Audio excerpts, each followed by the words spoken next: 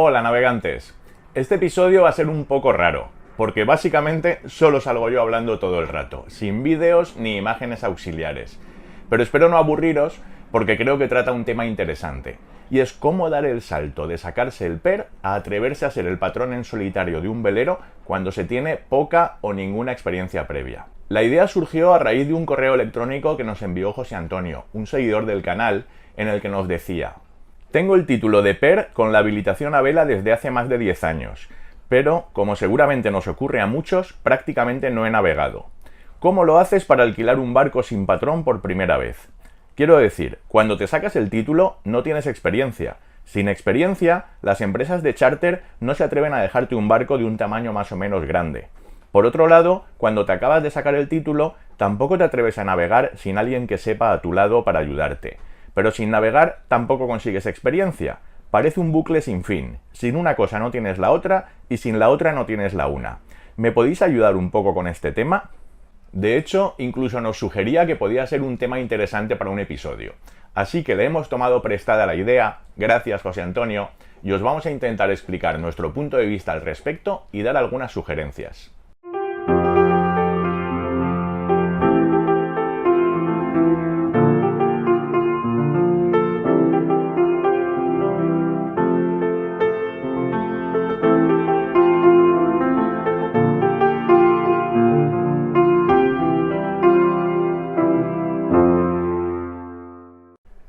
La primera reflexión sería ¿qué es saber navegar?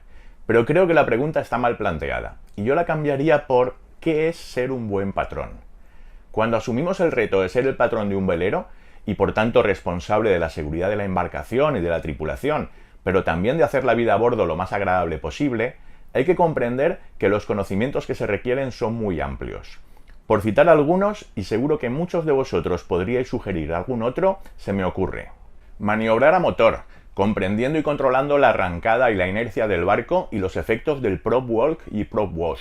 Atracar y zarpar, planificando la maniobra en función de las condiciones de viento y sabiendo cómo ayudarnos con las amarras. Manejar las velas en cualquier rumbo y condición de viento, incluyendo rizar y ponerse al pairo. Manejar el timón con precisión y sabiendo surfear olas, adelantándose a la tendencia a orzar del barco y siendo capaz de llevarlo lo más estable posible. Fondear con todo lo que implica hacer un fondeo seguro que nos permita pasar la noche con tranquilidad, incluso en fondeaderos bastante llenos. Gestionar las reservas del barco, combustible, agua, baterías, víveres, etc. Interpretar las previsiones meteorológicas, saber dónde buscarlas y cómo interpretarlas.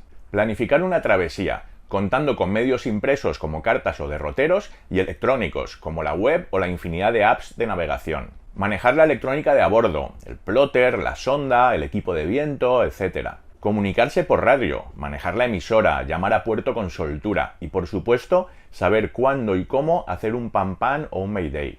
Utilizar los elementos de seguridad, chalecos, líneas de vida, pirotecnia, radiobaliza, balsas salvavidas, etc. Planificar las comidas, haciendo menús, listas de aprovisionamiento y turnos de cocina, y esto es algo fundamental para el buen ambiente a bordo. Manejar la auxiliar, incluyendo subirla y bajarla, ya sea a la cubierta o a un pescante, y el manejo del fueraborda. Vamos, que ser capaces de navegar a vela con buen tiempo y de atracar sin golpear demasiado a los vecinos es solo la punta del iceberg. Y la verdad es que hay que controlar muchas otras cosas para que la experiencia sea positiva para toda la tripulación. La segunda reflexión que me gustaría hacer es sobre las titulaciones náuticas españolas. Aquí ya me voy a meter en algún charco.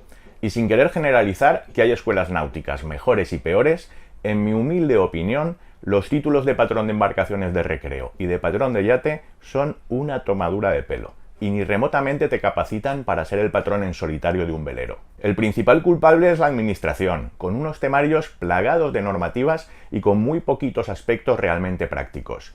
Y después, la forma en la que están planteadas las prácticas, en las que por la escasa duración de las mismas, la cantidad de alumnos que meten las escuelas en un barco y las capacidades didácticas de muchos patrones profesores, te bajas del barco con la sensación de me he dado una vuelta, he pagado y ya tengo las prácticas hechas, pero aprender lo que se dice aprender, más bien poco. Insisto en que seguro que hay profesores y escuelas náuticas maravillosas, pero por mi propia experiencia, sacándome el PER, la habilitación a vela, la habilitación para Baleares y el patrón de yate, que fueron en total 4 sesiones de prácticas. Y por lo que me han contado infinidad de amigos y conocidos en la misma situación, lo habitual es que sea simplemente pasar navegando unas determinadas horas para cubrir el expediente y que te firmen las prácticas. Me sabe mal estar siempre comparándonos con los británicos, pero es que desgraciadamente en vela tienen mucho que enseñarnos. En su país, con unas mareas enormes, agua helada y con una climatología adversa, la vela es un deporte popular al alcance de todo el mundo. Mientras que aquí ves los clubs náuticos llenos en verano de barcos criando telarañas y todo son trabas por parte de la administración. En los títulos náuticos en particular, en Reino Unido no son obligatorios, pero los de la RIA, la Royal Yachting Association, tienen prestigio mundial. Para que os hagáis una idea, su curso básico es el de Competent Crew, que podríamos traducir por tripulante competente, orientado a tripulantes que no se plantean de momento ser patrones, pero que quieren tener los conocimientos básicos para resultar útiles a su patrón y poder ayudar de verdad en la navegación. Pues este curso, que es el básico, la parte práctica son 5 días completos y os aseguro que se aprende de verdad. A partir de ahí tienen lo que sería el equivalente al PER, el Day Skipper, pero con un temario y una profundidad de conocimientos prácticos que le dan 1000 vueltas, y el top es el Yacht Master, que es el título náutico más prestigioso y reconocido a nivel mundial, con un examen práctico realmente exigente. Si os defendéis con el inglés, os animo a cotillar los cursos y sus temarios en su web. Es impresionante. Os la dejamos en la descripción del vídeo. Después de definir un poco qué conocimientos hacen falta para poder considerarse un buen patrón y de rajar un poco de las titulaciones españolas y sus carencias, llegamos al quid de la cuestión. Vale, pero entonces, ¿cómo aprendo todo eso? En el episodio 0 comentaba que había enseñado a navegar a mucha gente, y es totalmente cierto.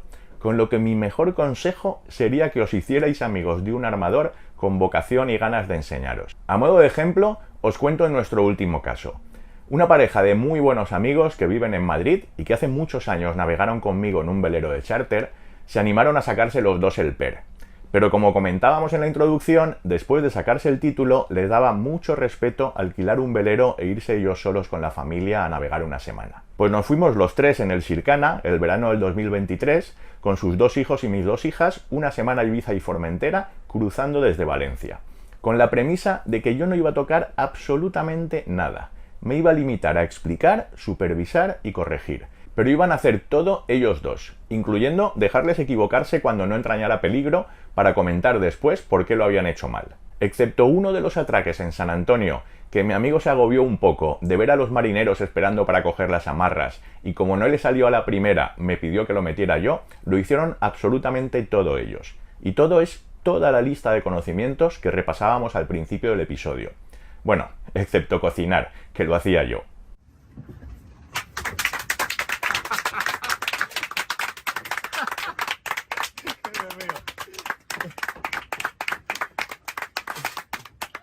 Volvieron totalmente encantados y con tanta seguridad que este verano pasado les dejamos el Sircana una semana para que se fueran solos. Y como no podía ser de otra manera, tuvieron un par de percances. Pero acabaron muy orgullosos de ser capaces de resolverlos por sus propios medios. El problema es que no es fácil encontrar un armador dispuesto a hacer algo así, pero para mí es la mejor forma de aprender. De hecho, hemos perdido la cuenta de los emails que nos habéis enviado algunos seguidores preguntando si organizábamos cursos de algún tipo. Y es algo que a mí personalmente me encantaría hacer y no lo descarto a medio plazo. Pero ahora mismo nuestra situación laboral y familiar, sumada a los permisos y seguros necesarios y a las complicaciones de facturación y fiscales, hace que resulte implanteable. Pues descartando al Sircana como escuela náutica, de momento, ¿qué otras opciones hay? Una posibilidad es hacer lo mismo que hice yo con estos amigos, pero con un patrón profesional. La mayoría de los que trabajan en verano como patrones profesionales lo que quieren es que la tripulación se sienta cómoda y se dejen pasear. Y no suelen estar muy abiertos a que los clientes participen de la navegación y mucho menos a convertirse en profesores. Pero preguntando hasta encontrar a la persona adecuada, explicando lo que esperamos de él y negociándolo desde el principio puede ser una muy buena opción. Otra cosa que no nos va a enseñar todo lo que necesitamos, pero que va a resultar de muchísima ayuda, es apuntarse a algún curso de vela ligera para adultos. A mí me resulta impensable aprender a manejar a vela un barco de varias toneladas sin la experiencia previa de la vela ligera, que es la que de verdad te hace comprender y sentir cómo trabajan las velas y en la que el contrapeso es tu propio cuerpo. De verdad que es muy recomendable, además de divertidísimo. Y otra muy buena opción, que recuerdo que comentaba David, de Below Cost Sailor, cuando explicaba cómo aprendió a navegar, es meterse de tripulante en un barco de regatas. Si os pasáis por cualquier club náutico un día de regatas, a poco interés y compromiso que mostréis, os aseguro que se os van a rifar. Para cualquier patrón armador aficionado a las regatas, el tener asegurada la tripulación necesaria es un quebradero de cabeza. Y lo bueno de las regatas es que se va a vela siempre, haga calma chicha o haga mal tiempo, y eso es una escuela de vela valiosísima. Obviamente el patrón no os va a dejar llevar el timón ni atracar el barco, pero os aseguro que aprenderéis muchísimo y os resultará muy útil. Y algo que yo no he probado, pero que me han hablado muy bien, son los clubs de vela. Básicamente es que pagas una cuota mensual y eso te da derecho a participar en las salidas a navegar que se organicen en un barco compartido. Es una muy buena forma de seguir aprendiendo, adquirir experiencia y conocer gente amante de la vela. Hablando de buenos profesores, aunque de momento en el Shirkana, modestia aparte, no nos lo planteemos por los motivos ya explicados, hay otros. Seguimos a 2 youtubers que organizan cursos de navegación, y aunque no los conozco personalmente, tenemos amigos comunes, y las referencias que tengo de ellos son inmejorables. Uno es Navegar con Tomás Ruiz, en Almería, y otro es Your Best Sail, en Alicante. Estoy convencido de que los cursos prácticos que organizan tienen que ser realmente útiles. En la descripción del vídeo os dejaremos los enlaces a sus webs. Y finalmente, aunque al principio he rajado un poco de las escuelas náuticas, evidentemente las hay mejores y peores. Y para mi sorpresa, buscando en Google los temarios de los cursos de RIA, he visto en España que hay varias escuelas homologadas por RIA que los ofrecen. No tengo ni idea de cómo lo hacen, ni conozco a nadie que haya hecho alguno. Pero os puedo asegurar que si el título de Competent Crew o de Day Skipper que emiten estas escuelas está homologado por RIA, ya se preocupará RIA de fiscalizar esos cursos y asegurarse de que llegan al nivel exigido.